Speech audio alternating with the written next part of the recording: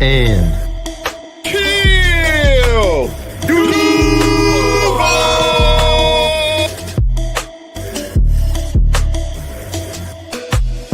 know what it is, man. You're locked in the Third and Teal where they keep it real. And if you don't know, you're going to learn today. Third and Teal, baby, and I'm out. Let's go. Welcome in, Third and Teal. I'm Sick, your host. And yeah,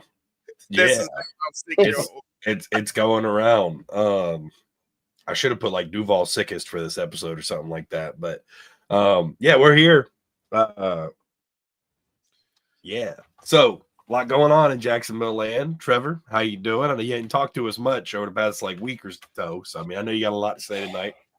Been piling out a lot, keeping it all in. Well, that and yeah, we've been doing good, but just super busy. Not bad. This academy takes a lot of time. Yeah. Eric, how you doing? Oh, yeah. I'm doing okay. Y'all know me. I'm paying attention, but I'm really waiting, before my enthusiasm, happiness, and start throwing parties and carrying on. Yeah, I'm just waiting. But I'm doing good. Other than that, I'm glad to see we're making some progress. But it's still a long ways to go. That's what I still gotta find a GM. Offensive coordinator was announced. Oh shit, I just had his name. Something good old Udinsky. Yeah, Udinsky. Pivotal part, according to people from the inside of fuck the Bucks. Thanks, Robert. Pivotal man inside the building and in that success for the Vikings last year, according to their staff. Big on KOC, who is also off of the Sean McVay tree. Yeah, they got a little bit of familiarity, I'm sure. He's coming in. He's going to be the offensive coordinator. And, it's very important to have an offensive coordinator, even if the head coach is calling plays, because, you got to have another voice in there. The head coach can't just be an echo chamber where everybody says the exact same thing he says because nobody's the offensive coordinator. We got the Bucks tight end coach. He's going to be the pass game coordinator. Fuck the Bucks. Got another one. We got we're brewing a new rivalry just off of poaching coaches. Just off of that, huh? Okay. We got Anthony Campanile, as we talked about last time. The staff's coming together. But yeah, I mean, I'm excited. There's a lot of youth and a lot of there's a lot of teachers coming in. Like, it's not a lot of guys who were big hype men, that kind of stuff. I mean, Campanile, he goes crazy, but there's a lot of teachers coming in young and just injecting energy into the building. I've seen a couple of videos. Jarian's working hard this offseason so far already, working on getting better. Cooking already. There's a lot of stuff coming out. I know, I'm sure as Trevor, as soon as he's ready to start throwing again, he's going to be with those wide receivers. Wait. And how y'all feeling, gentlemen? I feel like I was worried at first because I'm not gonna lie, we were definitely drawn from the bottom of the barrel at first. Like, I know that's how everybody in Duval felt. Like, they hearing some of these names and you're just like, who the fuck is that guy? Who even is that? Mm-hmm. Now, Campanile, if this was like Green Bay linebacker coach when Clay Matthews was there, I'm fucking pumped as shit. Campanile, I'm not saying that I'm not pumped, but he's one of those, I'm not going to be excited till I see it. I don't know what we'll get from him in a full DC role. You know what I mean? Because the best part about Green Bay's defenses last year was its secondary. It was not its linebacking core. No. He was the run game coordinator as well. He was a linebackers coach and run game coordinator, and they went from 31st to 7th in run defense. Oh, okay. Well, then, that makes more sense. I didn't realize, I thought he was literally just linebackers coach. No, he was just the linebackers coach in Miami. And Bradley Chubb had a record year his last year there, and then he went over to the Packers for a year as linebacker and run game coordinator. Well, either way, still, he's still one of those guys that we got to wait and see. But you know something, though? As uneasy as it is to sit back and be like, we don't really know, we got what we asked for. We ain't want nobody recycled, and ain't not one of these motherfuckers been in these spots. My point exactly. I was going to make that point. Very good, Trevor. Not one of them have been in these spots. This is new for every single one of them. Hell, even Tony Baselli got a new spot. Yeah. You know, and looking more into Grant Udinski. Minnesota's offense finished 6th in passing yards per game, 5th in passing yards per attempt, and 9th in points per game. They were 9-1 in one possession games. He was the assistant offensive coordinator and the assistant quarterback's coach. You hear people say that guys are pivotal pieces, but then you hear assistant next to everything too, and you're like, you played a part, but what part did you play? He's just another one of those, like, he's got good things behind him, but like you can't ever put a finger on how much of it was him and how much of it was him with someone else. So we're just gonna have to wait and see. Really, we're going to wait and see. Liam Coen, I feel this way about Liam Coen too. I don't remember seeing play calls out of Tampa Bay that were just like extraordinary, but he called a good, simple playbook that worked. And that's good enough for me. As long as it works, moves the ball, and we're winning. You know what I mean? That's what we're looking for. He did make Will Levis look good enough to get drafted. I don't know, man. They've all moved around a little bit. They've all done multitudes of different positions, assistant spots, and Cohen's the only one that's been a full-blown coordinator, I think. But other than that, we just kind of skipped the line for a lot of these guys. You know, so we're rolling the dice on them, I think. In my opinion, we're definitely rolling the dice on them. That we are. And then, you know, just to think about, one thing I definitely want to talk about is free agency is already shaping up to be a bidding war right off the rip. And not even just free agency, but just the trade market too. With Myles Garrett requesting the trade now. Yeah. And with the Rams informing Cooper Kupp that they're going to trade him too. You know, here's my thing. We get to the free agent market because, you know, I think in a lot of instances, the big name stars are using, you know, who's available, who may want to sign them as leverage to get more money from the clubs they're with already. Myles Garrett, he's been with Cleveland from the beginning, so you know, I don't know. It may be honestly where he wants out of there now. You know. Oh, he does. I believe that. But then again, you know, who knows? But we'll get to that in a minute. Yeah, I don't think he's strong arming them. I don't think he is.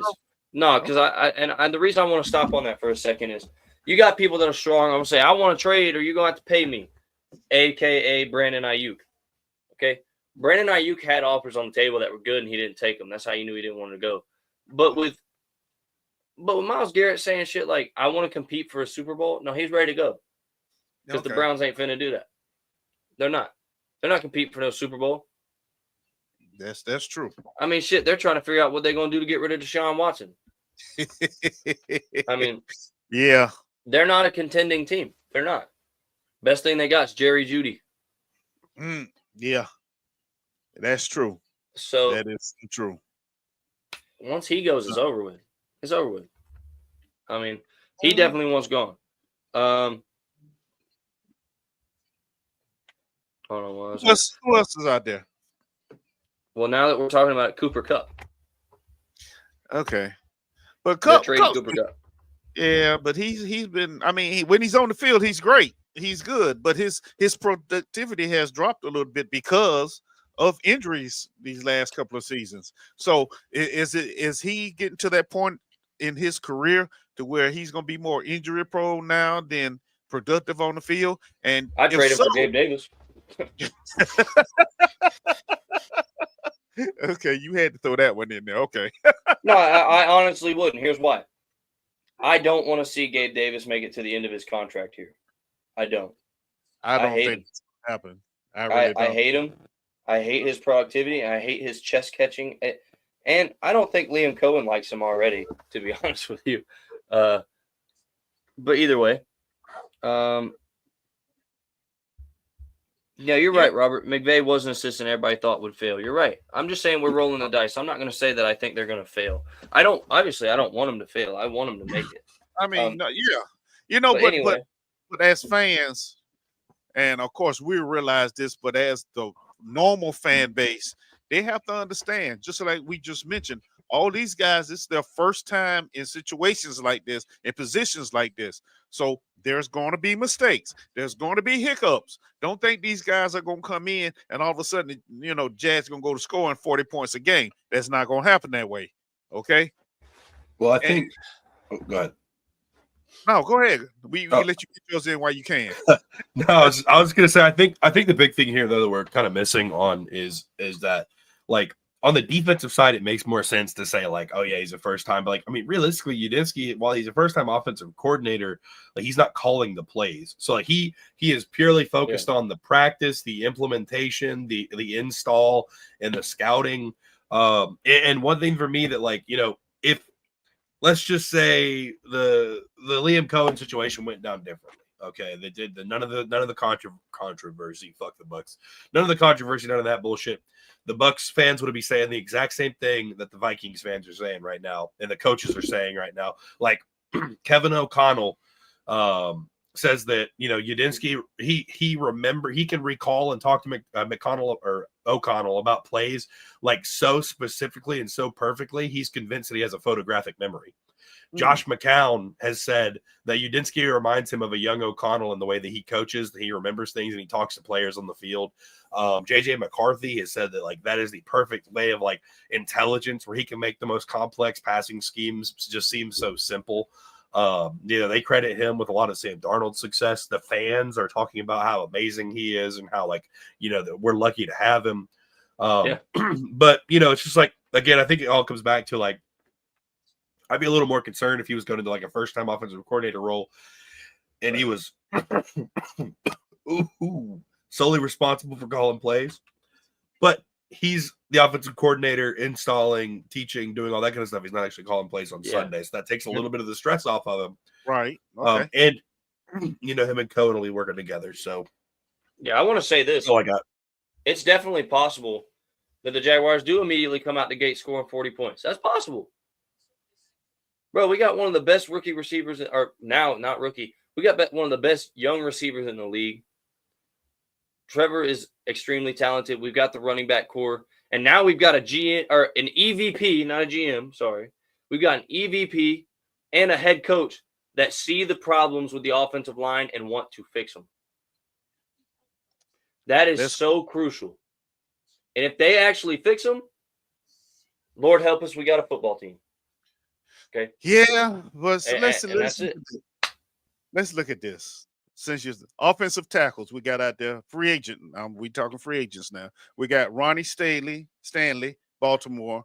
Got Cam, Minnesota, and Tyron Smith, the Jets. Those are the tackles. As far as the top three. I would definitely take Brandon Staley. According to PFF. Guards, Trey Smith, Kansas City, Will Fries, Indy, and Tavon Jenkins, the Bears. Now, those are just the top three in each position. Well, I've already heard of at least 3 people that I would sign depending on the deal. Okay. Is Cam Robinson one of them? Absolutely not. Fuck no. Fuck no. But, I'm honest. He didn't look so bad when he was in Minnesota a couple of games, though. He didn't look bad, but everybody turns it up when their career's on the line, dog. Yeah. Everybody turns it up. I mean, we trade you for peanuts, and you go to Minnesota and you suck too, you won't be a starter ever again. Okay. And the reason why I'm talking free agents right now, because if we do pick up somebody at free agency, it's going to determine what we do draft-wise, I'm sure. Absolutely. But I think it depends on the ages of these guys we're talking about too. Like, I know Ronnie Staley's not young. I know Will Fry's not young either, if I'm not mistaken. But they're still good enough to bring them in and draft somebody to learn from them. I think Fry's is like 25 or 26. He's pretty young. Okay, well, if he's young, then I'd throw a fucking money sack at that motherfucker. No. Will Fry's isn't that good. No, I'm not saying he's great, okay. but okay is better than what we got. We ain't even got okay. I mean, if we're gonna go with okay, we might as well give another 2 years to Scherf. If we're just going with okay. Yeah, Okay, that's fair. so That's fair. Will Fries, 6'6", 305, 26 years old. Yep. Overall grade for 24 was 86.9. He was fourth out of 135 guards. Yeah. Okay. Pass block grade 74.9, which was 18th. Yeah, 18th out of 135. And then run block grade was 84.9, and that came in fifth out of 135. So yeah, I'd absolutely pay him. Yeah, he's a better run blocker. Yeah, I'd rather have Trey Smith if we're paying somebody. I would also rather have Trey Smith, but I mean, I'm just saying there's three people: him, Ronnie Staley, and Trey Smith. I'd pay them three, but I'd pay Trey Smith first. Trey Smith. Let's see, 6'6", 321. He's 25. Okay. Yeah, overall grade 78.8, 14th out of 135. Pass block 70.6, which was 33rd. Yeah, and then run block 80.8, which is 10th out of 135. So yeah. And Lord knows our problem was run blocking, because we just shitted the house on that one every time. And I mention that because the corners, the top three corners, they got DJ Reed, the Jets, Chavaris Ward, San Francisco, and Rasul Douglas, Buffalo. Those are the top two. Robert said Jags United broke down Liam's scheme, and it's 6 layered wide receiver with rub routes and motion every play, even 2 running back sets. See, Robert, here's the thing though. So that's what I was talking about. It's like it's a dope ass scheme, but it's simple and it works, right? But it's only simple until it's figured, or it only works until it's figured out that it's simple. Mm-hmm. And when you go up against a good DC, they figure that out. Ergo, the Vikings. Ergo, the reason they were a first round exit in the playoffs again.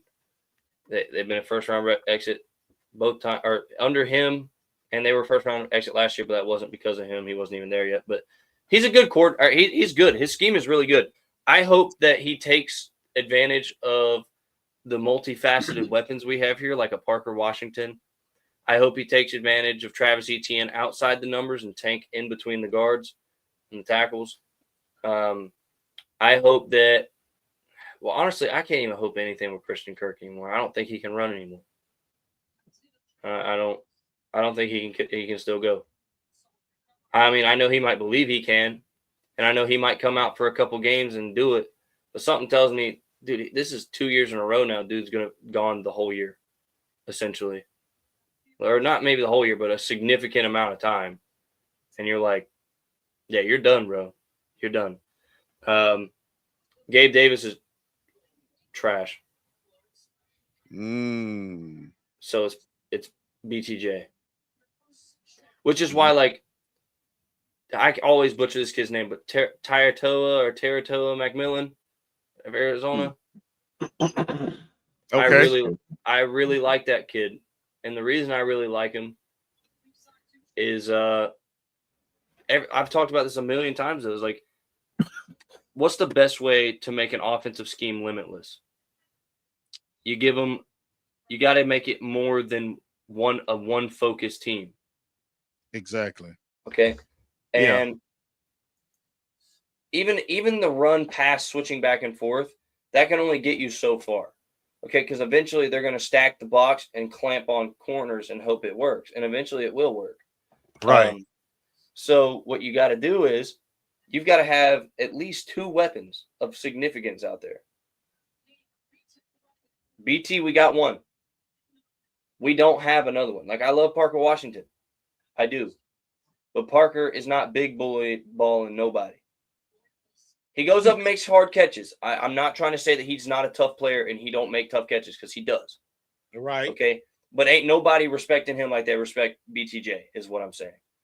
And then we got Brenton Strange and Evan Ingram. tight ends are always a great threat to have, but again, they don't respect them like they do BTJ. You need somebody that's going to take attention from BTJ, just like BTJ will take attention from them. You want it to be where they can't afford to double team either one of them because then the other one will get wide open. That's what you need. Yeah. And McMillan is fast and tall as shit. Yes. I agree with that. I can't see a way where that doesn't make a good bit of sense. Like, we pick up a tackle or a guard in free agency because you just read off a couple that are worth paying. Okay? Mm-hmm. Put them out there. Yeah. After that, the list goes way down. Yeah. We pick it up there. I think we could trade back and still get McMillan. So we trade back, pick up another piece or two, right? I don't know. I don't think we have to take McMillan at what are we, 5, right? 5. Well, Yeah. see, that's the thing. I think that depends on what not Indy, but Tennessee and the Giants do. I think. No, you're right, Robert. They were top 5 in everything with Baker. You're right, but that's the thing. Yeah. They were top 5, but it only got them so far. Right. I'm not saying his scheme was bad. His scheme's really good. I just, like I said, I hope he takes advantage of the multifaceted players that we have versus what was in Tampa Bay. Because Tampa Bay, well, first of all, I don't like the way you said with Baker, like Baker's not him for real. Because Baker's a good-ass quarterback. He's good. Baker's talented as shit. Look, Baker is a, how can I put it? Dang it, what's the quarterback we had? He went to Indy, now he was out in Oakland. Dang it, what's the boy name? Gardner Minshew. Yeah, Baker is a I guess you say just a bit more talented. What you call it? No, he's a lot more talented, but he definitely does remind me of Gardner Minshew. He plays hard. Either way.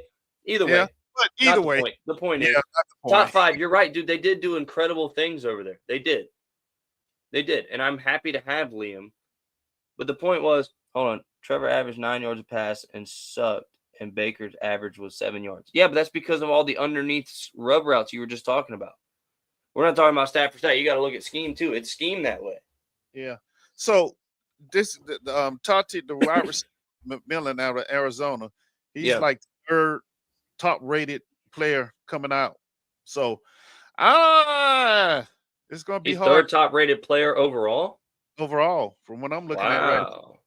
Yeah. He must have moved up. He must have showed something. Yeah. Well, they just had those 2 senior bowl games. Yeah, they had the senior bowl games. I'm about to say he must have showed out. Yeah. He's what, 6'5", 212? Yeah, he's fucking huge. Yeah, so. And he's fast. I don't think McMillan was at the You're right, bowl. Robert. It is all scheme. Do what now? You don't think he played? No, he was a junior. Oh, okay. Oh, Bruno. If I'm not mistaken, I think he's a junior. I don't think he was a senior. Yeah, it doesn't say. Well, either way, the point still remains though that I'm not going to be mad about taking him either. Yeah. But I think, to me, man, I have a friend of mine in the academy right now that is harping my ear off about getting Mason Graham. Man, listen, I don't think we need him. I don't think we need him on the inside. I really don't. No. I think we took care of that issue this past draft with you said no people watch tape. He didn't play. Yeah, thank you for that, Robert. Yeah, because with the academy, man, I'm having a hard time being able to keep up with all the stuff like I normally do. Yeah. No, good thing is the academy will be over by the time even the draft gets here, so I won't have to be dealing with that anymore. Mason Graham is a great player, and I think he will be for another team. But we just don't have enough of a need there to take him at 5 if we're not moving. We need to take either Will Johnson or to Tyrone McMillan and or Abdul Carter, whoever's available there. I agree. Beef up a position that we need to beef up. And of course, we're going to re-sign Trayvon more than likely. I would re-sign him now, while we can. That way we can get him cheaper, if he'd be willing. But Yeah, I don't know, dude. This is gonna be a rough one. But It is a rough one. here's a question. And we talked about this guy a whole lot last season. So how's off season? And what we gonna do with Cisco? Are we keeping him? I think Or we should keep him. I do think we should keep him too. I think we saw what he can do in a simpler scheme that's not overcomplicated and relying on too many people to do things that aren't in their skill set. Yeah, DT's RP best draft, Robert. You're right. Yeah. And he said McMillan helps the defense. No more 3 and outs. You're absolutely right. I agree with that too. The thing I will say though, the reason that I think Will Johnson makes a stronger case to me though is our secondary is sketch. It's sketch, like just at the corner position, not so much the safeties. Because again, I think we've seen Andre Cisco show us he's capable. He is capable. But we also found plenty of times where his fuck ups last year, as ugly as they were, he was trying to play hero ball to save someone else from fucking up. That being said, I think you keep him.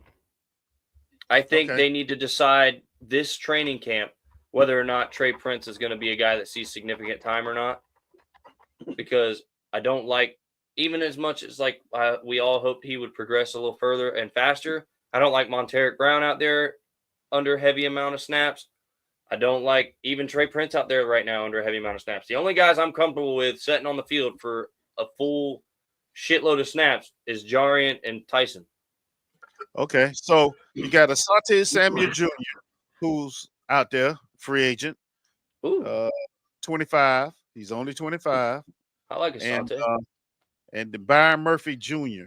from Minnesota. He's 27. Yeah. Byron would probably be a good pick too, just because he can help Jarian and DeAndre a lot.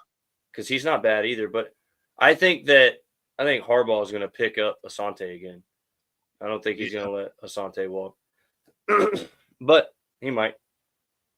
If he does, the real question I'd sign him is, too. Are we looking for a new slot? Or are we looking for a new outside? Because are we going to bump Jarian outside and let him be the guy who starts across from Tyson? Or are we going to leave him in the slot and just say he's not an outside corner? Well, that's going to depend on honestly how Campolini sees it or whatever. Yeah. Because to me personally, Jarian did really good in the slot. Mm-hmm. I don't see why you don't give him the shot, right, to line up opposite of Tyson if he wants it. You know, if he wants to do that and take the other outside, he absolutely earned it. He didn't give up a single touchdown all last year. He earned it. He earned it. Wait, if anything else, well, that's part of the scheme, though, Robert. Putting players in position is part of the scheme. Scheme isn't just the play call. Scheme is who you have and what places to implement the play call as well. That's why we say his scheme was too complicated and just stupid. But who was that guy I sent you guys the other day? I can't remember his name, but he's a Florida State corner as well. There he is. Dude, it's a Azaria Thomas. Azaria Thomas had a similar season to Jarian as well in his last year with Florida State. Just then, he didn't allow a touchdown either. And so the issue Florida with him, State though, was trash. Is he is like a pure press man corner. He is not a zone corner. He is a pure press man corner. So if we take him, he's gonna have a hard time if we end up going with like a zone like three deep zone concept or anything like that. He's gonna have a hard time. So we really have to figure out what type of defense we're gonna run, because we're running the hard-nosed press man. Sure, he's great, and Jarian can do that too, and Tyson can do that. But like, are we going to run that? I don't know. That's the issue. I personally hope we do, because where we end up getting burnt is where we give them too much space and they take the underneath shit and then just chop fucking 10, 15 yards at a time. Right. I hope we do run that hard nose in your fucking face defense, because that's when Saxonville was here. We were running press man, fucking jamming them up at the line and letting our D line get after it, and that's when we were at our best. But this is a different team. This is one thing that is exciting, but also kind of sucks about having a defensive coordinator that's never been a coordinator, is you don't know what he's going to do under his full regime of his own. Right. I I would assume that because he was run game coordinator as well, he's going to be a blitzing guy. I hope. Yeah. And he did. Prince did. Rob, you're absolutely right. Prince has shown flashes. That's why I said we need to go ahead and decide this offseason, do we trust him enough? Because I can't say that you would trust him yet because we haven't seen him enough, but I can say that what we've seen from him has been good enough to at least give him a shot and see what he can do. Anyway, with that being said, though, I don't know what we're going to do scheme-wise. You never know. Hell, you don't even know what we're going to do scheme-wise on offense. We can look at Coen's scheme in Tampa Bay all we want to, but it's not going to be the same. Because one thing, Robert, that you did point out that was crucial is that he did all that with Baker. He built that scheme to Baker. Now he's going to build this scheme to Trevor. And that is the key. They are two completely different players. Right. So that being said, we have no idea what the fuck this team's going to look like. No idea. That's why anybody out here saying they do. Look, that's kind of why it's so hard to get excited about it, because you're like, okay, who, what is the identity? Which is the question I kept asking all last year. What would the team's identity be? Because they didn't have one last year. Yeah, so you're damn right we didn't. And we didn't blitz either, which brings us back to the defensive side again. Right. We didn't blitz at all last year, really. No. Hardly ever. One of the lowest rates in the league. I know. So, honestly, Azareye'h Thomas, you put him with Jarian and DeAndre, Tyson. And bring the mayor back. I don't care what they say. Bring the mayor back. Amen. If he wants to come back, bring him. He don't want to come back, though. He won a Super Bowl. Yeah. And I can't blame him. He deserves it. He don't have a Super Bowl? Calais Campbell doesn't have a Super Bowl? Huh. No, he doesn't. Yeah, he's a Super Bowl. He deserves a Super Bowl. Yeah. You're right. He did use 2 and 3 tight end sets to run and pass the ball. You're not wrong. He did do that. And you know, that's one thing our prior coaching staff never did. We never truly used our tight ends to their full capability. We didn't do it at all.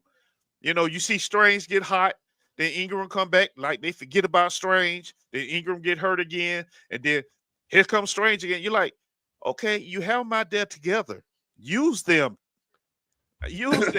Make the defense make a choice, you know, but just doing one, hey, you're helping. But then again, I kind of understood with Strange because he did have to help block a little bit, you know, on the ends. So you kind of have to say, okay, I kind of understand it. But with Strange, you even see, you know, like it's there. He's ready, you know. He does use big man packages on third down, which is why I say that he is a simpler scheme, and it works. BTJ looks snazzy right now, boys. You know what I love about Trevor? Trevor can get you hyped about the team regardless. You know, and they'll tell you, I'm the one to be like, okay, all right, we'll see. But you listen to Trevor have you about ready to go through the wall. Be like, yeah, we're ready. Yeah, we ain't ready yet, Trevor. No. Listen. I'm just ready to see my fucking team on the field again, bro. Well, that part too. Especially since you have a whole new front office, whole new coaching staff, you know. So I think everybody's anxious to see. But I want to see Trevor with Brian Thomas now that he's flourished. It's like it's got to be cautious optimism. You know what I mean? So you want to get too hyped, but you don't want to. You say, "Oh man, here we go again," because I do believe this process is taking longer for a reason than they usually do. So I do too. I do too, but I also believe it's because we were later in the cycle too. Well, we're a little bit later in the cycle. But we weren't later. We just made decisions at a later time. We weren't later in the cycle. Yeah, it's the decisions that our owner and whoever else was helping him decided they weren't going to make until they had no choice but to make it. Yeah. You know, let's be honest. And I don't know if you guys got to watch the interview with Tony Baselli yet, where he's talking about how he knew 30 minutes into the interview with Liam Coen that he was the guy, the first interview. So they didn't care about Ben Johnson. They let him go. Yeah. They let him go. But why aren't we interviewing any of our former players that are coaches? Why aren't we interviewing any of them? Never thought about that? I'll tell you You why. mean It's like for fresh head minds. coach or for like positional coaches and stuff? Positional coach. Well, because they wouldn't be a promotion then. Yeah, they're already doing that. The only way we'd be able to do that is give him like a coordinator or like a something. Why not? Mark Brunell. He a quarterback. Bring him in as quarterback coach. Well, from what I heard, Brunell said he wants to stay in Detroit. I bet he does. Oh, I bet he does. Yeah. So you know, Oh, Detroit's going to have a fall off next year. You know who fell in the draft favor, like right now at least? Jonah Savainea, the tackle out of Arizona, the Samoan kid, 6'5", 336. He was projected to play guard in the NFL. He fell from like 32 or 33 to like 45 in the rankings after the Senior Bowl because some people showed out and moved up. Yeah, but he wasn't in the Senior Bowl because he was a junior. Right. And I'd love to see him in Teal, boys.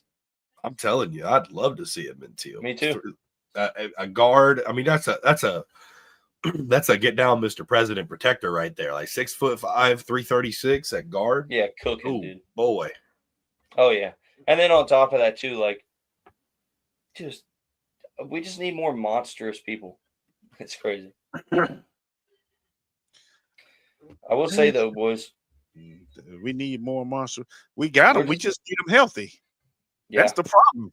We drafted them and they already hurt, so we got to wait for them to completely heal a year or two afterwards before we get to see anything. Yeah, I hope the fuck we're done with that. I think that's the other issue. And I can't even give a prediction on who we're going to hire for GM because we've only interviewed one guy. No, we've interviewed more than one guy. Oh, did we put out some more interviews? I know we've requested a lot more. But I'm pretty sure we've interviewed more than one. I know we requested multiple. We had a couple that like interviewed and then pulled out for the position. I could be wrong. Yo, guys, y'all boys think BTJ's bringing home any hardware tonight? No, I don't. And the reason why I'm saying no is because of the Jacksonville jinx. He played for the Jaguars. That's why he's not going to bring home anything. If he plays, I think he'll get best receiver. No. What's the little tight end in Oakland? Bowers can't get best receiver because he's a tight end. Well, depends on how to classify it, damn it. Quit shooting my thoughts down. I'm not trying to. But that's the only thing he's going to get. He ain't going to get Rookie of the Year. Jaden Daniels got that on lock. Oh, Lord. If they don't give it to Jaden Daniels, it's a robbery. It is. Jaden Daniels absolutely deserves Rookie of the Year. He took his team to the fucking conference championship game his rookie year. Wow. Okay. Let's see. I think Jaden Daniels is a freak. I like him a lot. Who? Jaden Daniels, the rookie quarterback for the Commanders. Yeah. Oh, yeah. But you can see that when he was at LSU. Hell. Yeah, he's a freak.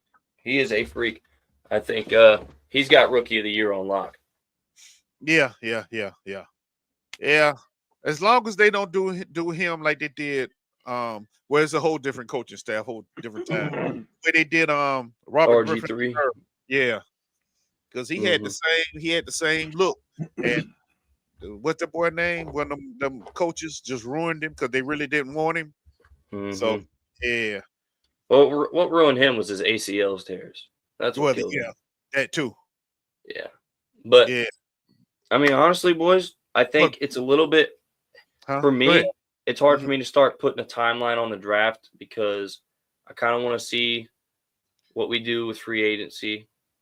I want to see what we do there. I mean, we can make predictive picks and stuff. But it's honestly, that's hard to tell too, because again, this is not like it was last offseason where we could sit back and be like, this is the type of schemes that these guys like to run. These are the types of players that would fit that scheme. Right. We have no idea. No idea. There's no idea. And there's no way to know. And I don't think anyone out here claiming to know, they're lying to you. No one fucking knows. I know. What? We're taking someone in the NFL draft. At the whatever number pick. Yep. At whatever pick we pick them. We are taking someone in the first round of the NFL draft. They said we run up on our 5th pick, and we got Mason Graham, Genty, and Will Johnson, and Will Campbell available. Who we taking? First pick. Johnson. Will Johnson. Okay, I can go with that because that's a serious need right there. Okay. Absolutely. All right. I can go for that.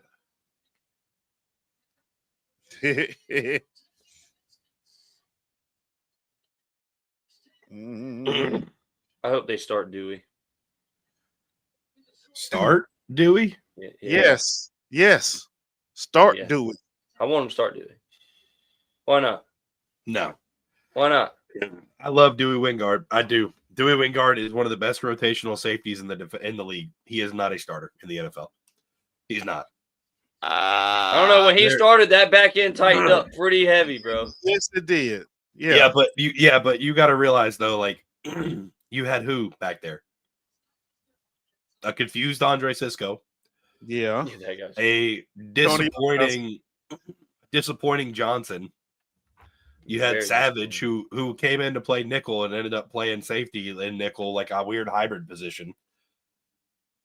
I mean, when you have somebody who comes in, has been in the league for a long time, yeah, sure, they look great, but he's a backup. He's a rotational guy. He's not a starter in the NFL.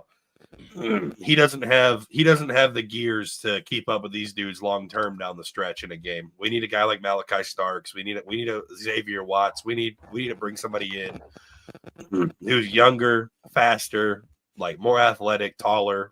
Dewey's a great guy and a great player. He's a great hype man, but like he's not a starter in the NFL.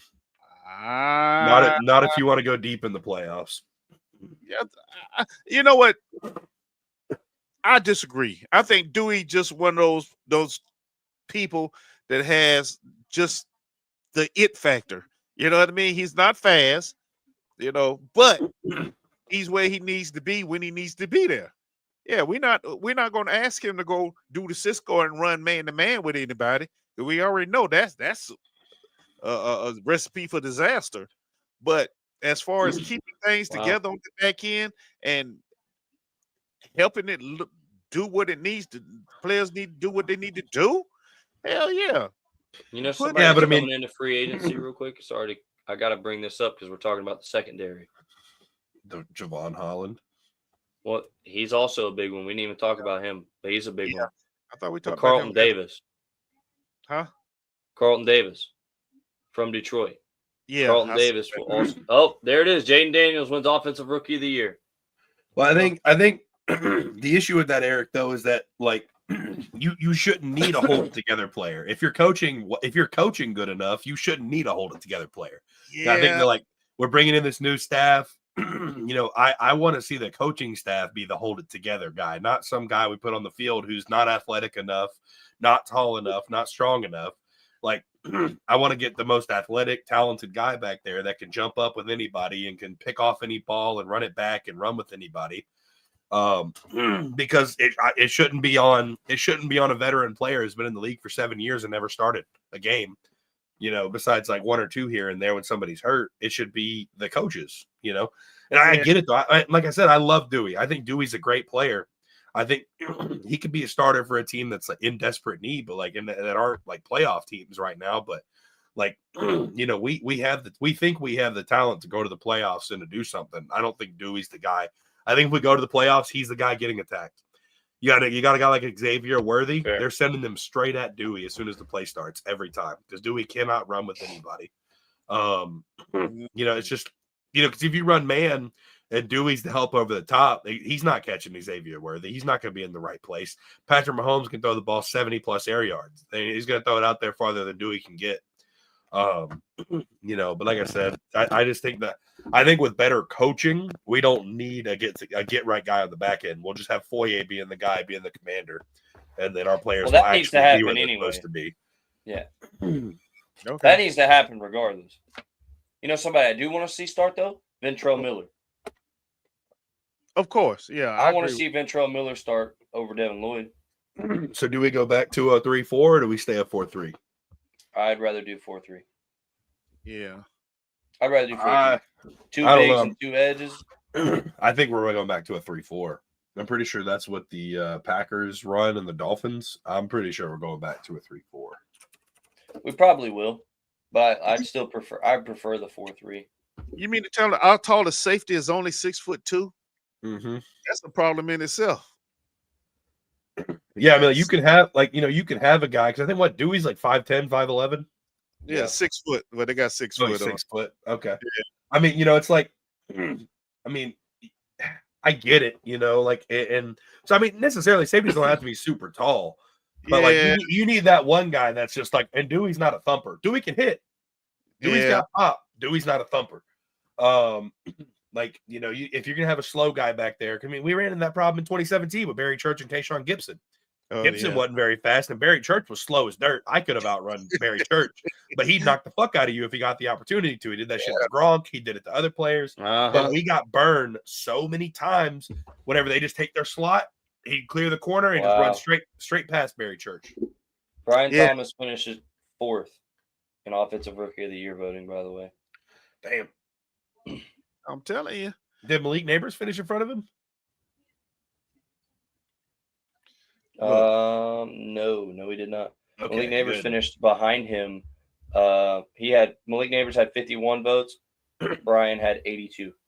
And then I'm guessing after that it was Brock, or was it Nix, Bowers, Daniels, or Daniels, Nix, Bowers?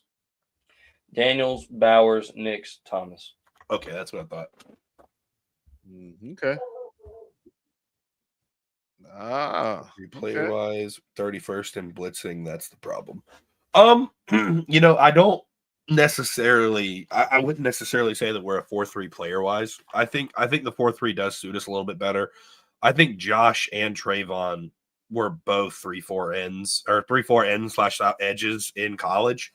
They can do it. I mean, even as much as we want to talk about how bad the defense was last year or 2023, right. They weren't the reason we were bad. I mean, it wasn't like they were just like attacking them all the time. They were attacking us down the field. And I mean, the thing is, whether we have 4-3 players or 3-4 players, I mean, if you're actually attacking the edge, it doesn't really matter. But the Packers run a 3-4. I just looked it up. They have 2 big linebackers that rush off the edge. I mean, if they've got guys like Rashawn Gary, they can move out there and play that, and that they'll figure it out. But it all depends on how the scheme runs and how we run it and who we have where. But it's going to be an interesting setup. I think we do gel better in a 4-3 with a good coaching staff, but a 3-4 could absolutely work for us. Yeah. Yeah. I agree with that. I do. I mean, you could say that, Robert, but I mean, if you got 3 Jones types players, I mean, we got Mason Smith, Devon Hamilton, and what's his name? Cole Armstead now. Armstead, yeah. I mean, I think those 3 guys interior with those guys outside. I mean, I think you got a dominant pass rush group. Yeah. And y'all felt it. I don't know why they forget about Hamilton. Yeah, everybody forgets about him. I mean, Ham is handling his business. I don't know what y'all be watching. Yeah, and that's the guy too at school. He at my academy. He keeps bringing it up, dude. He's like, you need interior help. You need interior help. I'm like, y'all motherfuckers better stop disrespecting D-Ham, man. Yeah. Because Devon's really on that business, man. Definitely. I mean, we show and Mason Smith and Jordan Jefferson, they're going to be good. Yeah. Yeah. Ooh, I mean, Packers even sprinkle in a little 3-3-5. No, don't do that. I don't like that defense. No. You don't like 3-3-5? Hell no. I watched too much. Don't stop no damn body. No, come on. That's about the. I say see a 3-3-5. I'm running the shit out of the ball. whoever came up with that, boy, they just yeah. You don't stop no one. I know they say it's supposed to free up a whole lot of people. Yeah, the offensive team, that's who it frees up. Yeah, it frees up all of the swinging guards and all of the fucking running backs. You know, and one thing, you know, I hear in Texas, that was the big thing for the Big 12, that 3-3-5 defense. That's why all the scores was like 50-60 or whatever, because they don't stop nobody. No, we good. We good with that. We don't need to be running that. In that case, you can bring what's his name back on who's on. Hold on, Robert. Robert, hold on a minute now. Uh-oh. You can't just say he had a 54 PFF grade without realizing the fact bro is taking up space and sucking up double teams because he's the only player making an impact. Bro's just a space eater. And the reason that whole D line got a bad PFF, we all got a bad PFF mainly because we had Mack truck size holes to his sides. How is he supposed to defend that? You're lining up the edge 5 yards away from him. You're manually creating a hole for them to run through. Right. I mean, there's nothing he could do about that. And Hamilton not being his old self, I disagree. I think he is his old self. I think he still made plays and still affected plays, even with that shitty ass scheme. Right. That's what I'm saying. You have to go and look at the tape. You look at the tape, you see who was doing what. And that's his 2 plays. Now he might have had his name called 2 plays, but you got to watch all the tape to see the impact. Right, exactly. Yeah, and when we've watched plenty of tape on this terrible thing we had of a defense last year, we've spent a lot of time watching tape on it, and Devon Hamilton was making plays, man. He may not have been the guy getting called on the speaker. Right. And that's where a lot of people attribute to, whether they playing well or not. No, it's not about that. His job is to eat up space, eat up blocks. And that's his job, and that's exactly what he did. And sometimes he split those blocks and was making plays in the backfield. So, yeah. It's just one of those jobs you're not going to hear a lot about. But Ham did his job. He did what he was supposed to do. Pat Surtain, the second won defensive player of the year.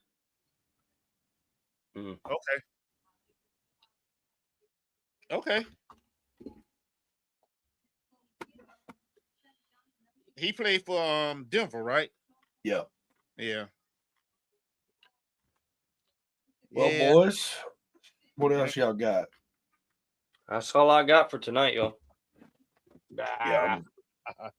See, before we go, let's see. It says, well, my eyes are crazy right now. I ain't did nothing.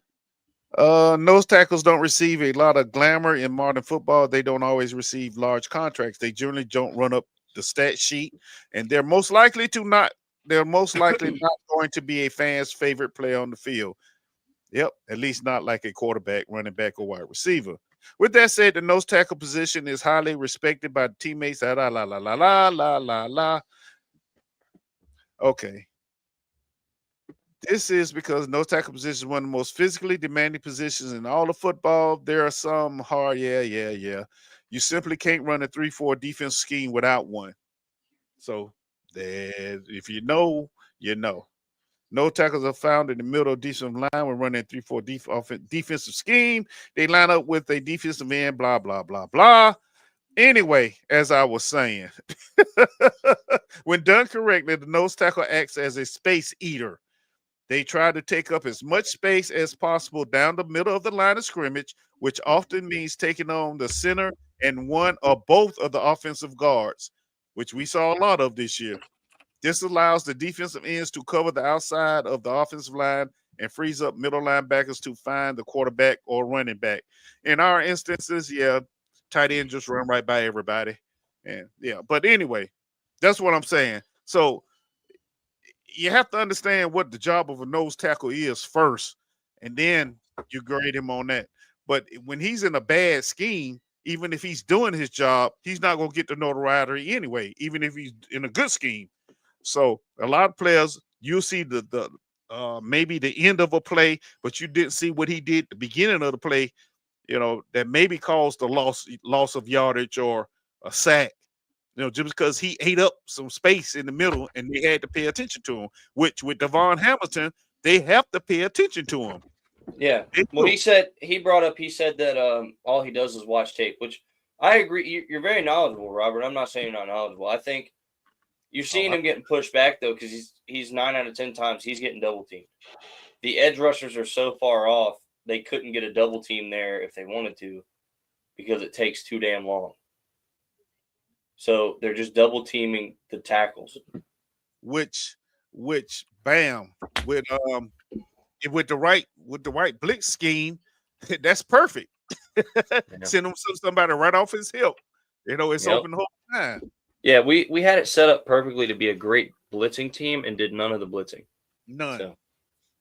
I mean, everybody can't be a Vince Wilfork. You're right. You are right about that, Robert. You are right. And there's one in this draft. Yeah, I know. Old Des Watson. Yeah.